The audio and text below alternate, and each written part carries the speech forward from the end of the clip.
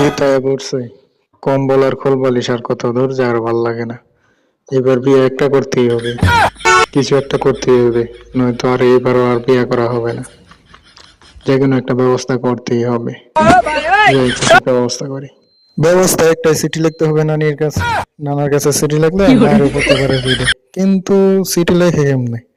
আচ্ছা, চিঠি তো প্রথমে বরাবর দিতে হয়। আচ্ছা, বরাবর।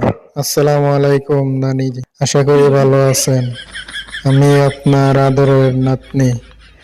এতগুলা বছর হয়ে গেল, শীত কাটিয়ে গেলাম একা একা কম্বল আর কোল বালিশ দিয়ে। এবার দয়া করে আপনার নাতিকে অনুগ্রহ করে একটা বিবাহ করিয়ে দিন, এতে আপনার নাতি আপনার কাছে চিরকৃতজ্ঞ থাকবে। ইতি আপনার অবিবাহিত নাতি। যাই, এবার লেখা হয়ে গেছে, শুধু বাইরে দেয় নানির কাছে পাঠা দিই।